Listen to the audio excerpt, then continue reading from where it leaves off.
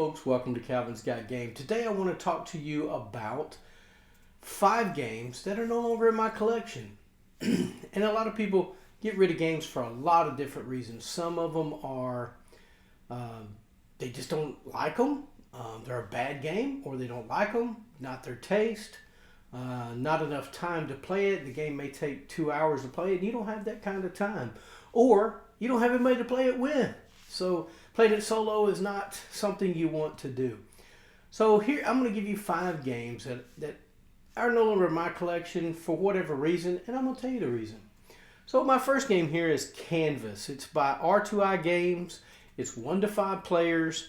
It takes about 30 minutes to play. And this game, you have open drafting. You're drafting these pieces of art, and you're putting them in a sleeve to create your own art. The game had a lot of cool ideas, but I found it to be a little lacking just for me. Other people found it enjoyable. It's not a bad game. It just didn't appeal to me. Beautiful box, beautiful artwork. I thought it was a great concept. I love Mystic Veil, where you're sleeving cards into a plastic sleeve and using them for certain things. This one just didn't seem to have enough oomph for me. I don't know what it was missing for me, but a lot of people seem to like it. And if you love it, great. And if you don't, then there's other games out there that will appeal to you, I promise. So my first game was Canvas. My second game is Dragon's Cave. Now, Dragon's Cave is from Blue Orange Games. It plays 2 to 4 players. Takes about 25 minutes to play. In this game, you're bluffing. You're pushing your luck. You're going down, I almost want to call it like Candyland. You have your own set of cards, and each person in the game is going to play the dragon. So eventually you'll be the dragon, and you get to pick where you think other people are going, what color they're going to with these set of cards that they have. And each place that you go to will give you coins or give you something. But if you could pick where they're going, they have to lose the coins that are in their purse and move back to the furthest color they chose, if you understand what I'm saying. The game is more, I think, kid-friendly than it was for a gamer. So that's the reason it kind of left my collection. It just was more for kids, I thought, than it was for adults or my gaming group. So Dragon's Cave left my collection.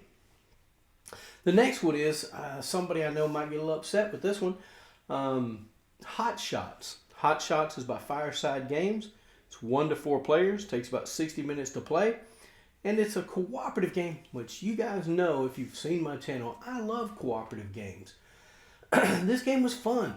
I didn't have a problem with it. The little flames that came with it that you're putting on the area, and you're playing these different roles of firefighters, trying to put the fire out and not lose too much of the tiles so you don't lose the game. The game's fantastic. I really enjoy it. But I didn't have a lot of people to play it with. I mainly play with my wife a lot now and some folks from the game store. But most people, they just got past it already. And so I really didn't have a lot of people to play it with. Not that it's a bad game. I still enjoy it. My friend has a copy of it, so I don't mind playing it with him whenever he wants. But Hot Shots is no longer in my collection. Great game, just not in my collection. Now we'll go to Mixtape Massacre. Mixtape Massacre is done by Bright Light Media.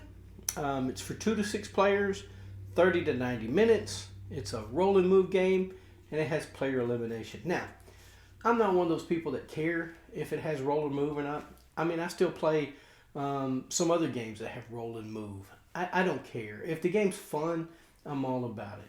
Mixtape Massacre had so much potential. I thought it was an okay game. It wasn't terrible. I just couldn't get a lot of people to play it with me. I don't know whether they had a problem with roll and move or player elimination. I don't know. But when players get eliminated, it's kind of a tough deal, especially when a game lasts 90 minutes. Of course, players get eliminated a little further down, so you're not waiting too long to get back in or to play another game. But Mixtape Massacre was on the fence for me, and I had somebody that wanted it, and I was like, sure, I'll pass it on. But Mixtape Massacre, not a bad game, just didn't fit my game group and what we were looking to play. So that's Mixtape Massacre. Now, the last one is Nanty Narky. It is by Phalanx Games. It's 2 to 4 players. Takes about 60 minutes to play.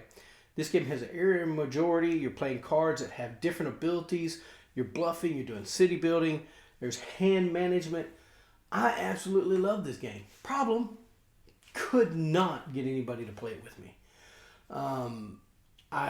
They just didn't seem to click with them. So I had a board game sitting on my shelf. Wasn't getting any love because I didn't get to play it. And this game had great building miniatures and other miniatures, people miniatures.